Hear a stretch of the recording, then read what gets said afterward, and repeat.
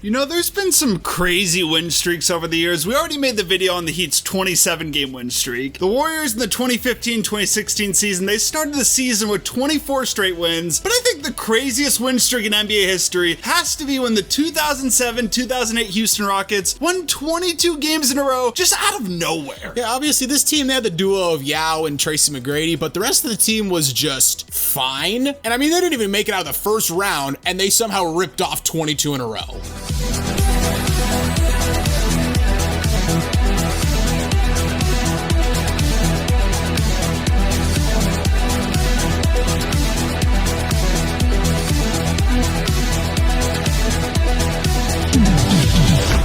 Before we start talking about the 2008 Rockets, please give the video a like, subscribe to the channel, and hit the notification bell so you never miss out on any new videos. So let's talk about the team first. Obviously, it was Yao and Tracy. That was the duo. That was basically the team right there. They drafted Yao first overall in the 2002 NBA draft, and then they traded for Tracy in 2004, basically just for some peanuts. They sent out Steve Francis, Cuttino Mobley, and Kelvin Cato, whoever the hell that is. Nothing right there. Right, like the trades we see these days, and they get Tracy for that. At point guard, you had Skip to my Lou, Rafer Alston, Shane Battier at small forward. They brought back a 41-year-old Dikembe Mutombo who's contemplating retirement. Because you don't have enough post defense with Yao Ming. Yeah, gotta bring in Dikembe or bring him back. And then they had a nice trio of rookies. Luis Scola they traded for. They had Aaron Brooks, Oregon legend. Oregon legend, U of O, baby. Yeah. And Carl Landry they took with the 31st pick. Pretty good pick. Yeah, they also had some other guys like, Chuck Hayes, famous for his just broken free throw form. And of course, Steve Novak, one of the best shooters of the 2000s and one of the best bronze beasts in 2K My Team history. But obviously you can kind of see like it's a solid roster. You got your two stars. It's just fine. Yeah, it's just fine. Like it's a fifth seed. Like it's whatever. Front office, though, Jeff Van Gundy coached the team the previous year. He stepped down this year. He decided to retire. So they brought in Rick Adelman, Blazers legend coach Rick Adelman, also coached the Kings in that 2002 video, if you remember. And this was the first year of Daryl Morey as GM. I love the story from this season. Apparently, Morey tried to get Mutombo to outlet the ball after getting blocks before doing his finger wave because, of course, analytics get the ball moving quickly. But Mutombo basically told him, yeah, you. Yeah. I'm not doing that. He's like, I'm 41. I've been doing this my entire career. Like, I don't care. This is my last ride. I'm enjoying it. Right.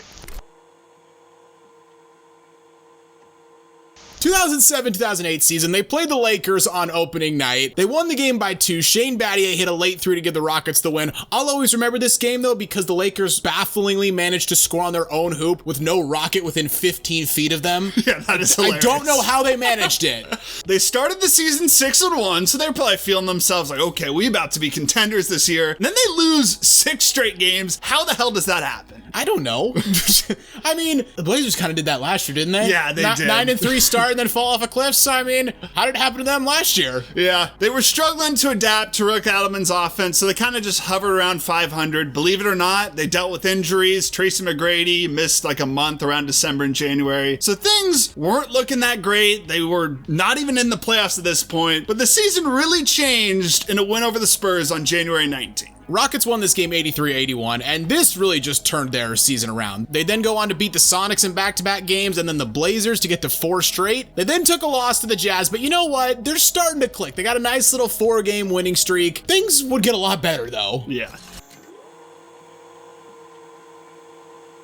So now let's talk about this crazy-ass 22-game winning streak. So when the winning streak started, the Rockets were 10th in the West. They were 24-20. Like, that's not too bad. That's baffling to be 10th in the West at 24-20. They beat the Warriors 111-107 to start the streak. They'd then win 7 games in a row. And even after winning 7 games in a row, they were still only good enough to move up to the 8th. All you fans of Eastern Conference teams, just count your blessings every day that you're not in the bloodbath that is the Western Conference. It's ridiculous. It sucks this year, too. It always does. In the last game before the All-Star break, they played the Sacramento Kings. This was not a very good Kings team. They were up 18 points, but then Ron Artest said, let me just take over in the fourth quarter. The Kings take the lead with 14 seconds left, but then Steve Novak would just come up huge with a shot. It's his only bucket of the game, and his celebration is so funny. And I said this before you showed me the clip of it. I was like, that is the most white guy celebration I've ever seen. And then you showed me a clip of Daryl Morey being like, yeah, Steve just comes in screaming motherfucker at the camera with this white guy celebration. I'm like, Daryl gets it. Out of the All-Star break, they stayed hot. They got the win streak up to 10, and this set up a matchup with the New Orleans Hornets, who, believe it or not, were the first seed going to this game.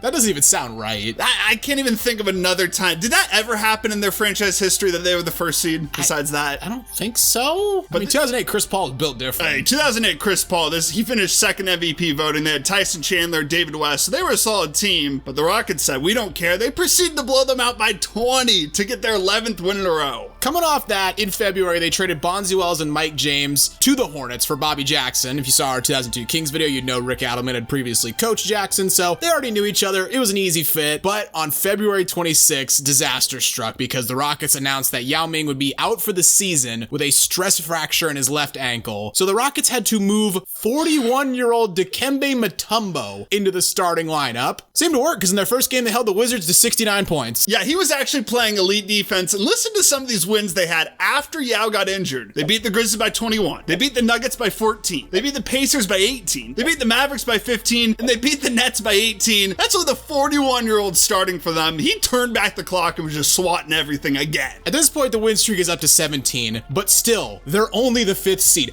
This is ridiculous. They'd beat the Bobcats 89-80, and this would move them up to the second longest win streak in NBA history. Like we said in the intro, the Warriors and the Heat have both passed that since then, but just incredible. One of the most improbable runs, like we said, in NBA history. That set up a matchup with the Lakers, who were the first seed at the time, and it's about damn time the Houston Rockets were finally the second seed in the West. So number 1 against number 2. Rockets dominated the first half, led by 15 at halftime. Lakers cut into the lead in the third quarter. They cut it down to 3. Rockets, though, would end up getting the dub. Rafer Alston dropping a career-high 31, and Shane Battier was doing his damnedest to slow down Kobe. Yeah, so the streak extends to 22. The Rockets had gone from the 10th seed in the West all the way up to first. Only problem, though, you play the Lakers, who would be the eventual West champs. Next game to extend the streak, the Boston Celtics came to town with that big 3. That's dick scheduling by the league. Yeah, they did them so dirty. They kept it close, though, to give them some credit. It was tied 40 going to the half.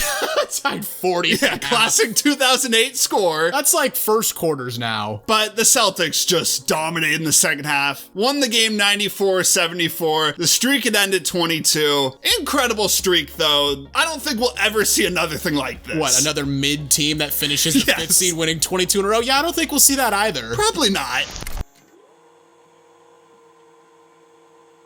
Rockets were pretty good for the rest of the season. They finished as the 5th seed. They won 55 games. Just to give you some context, the fucking Nuggets won the title this year, and they won 53 games and had the best record in the West. 55 wins in the 5th seed, barely got them home court because of stupid NBA rules, because the Jazz won their division, so they were the 4th seed, and they didn't get home court advantage.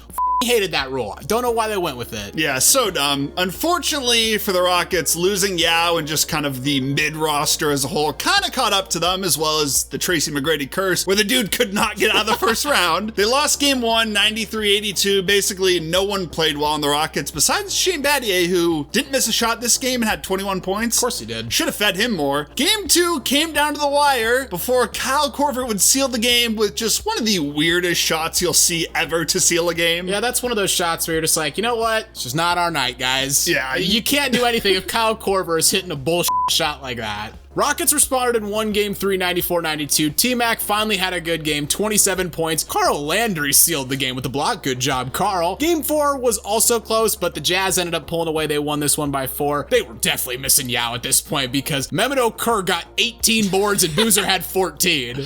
Yeah, not the guys you'd expect to completely dominate, but they did on the glass. Rockets came back game 5. They dominated 195-69, but the luck would run out. The season would come to an end on the road. They lost 113-91. Just brutal to see. I mean, if they have Yao, I think they have a decent chance to win this series, but that was this Houston Rockets team. Yao and Tracy could never stay healthy. Yeah, I mean, but just next year, same problem, different guy. Tracy was hurt the entire year. I mean, this is one of those things that just gets lost in history. Like, they won 22 games in a row, and most of that streak was without Yao. Yeah, that is ridiculous. I mean, we saw them the next year. They played the Blazers. Even without Tracy, they still beat the shit out of us. And then they played the Lakers tough, so you never know. They have Tracy for that Lakers series that went 7. A healthy Tracy? Yeah, who knows? They could have gone to the finals. Who knows? But eventually, Yao, he'd miss the entire 2010 season. He'd retire in 2011. And Tracy and Yao are just one of the biggest what ifs in NBA history as a duo. Could have been amazing if not for bad knees and ankles. Yeah, they could not stay healthy at all. I don't know what was going on. I mean, I guess Yao, 7'6". 7'6" with all that weight.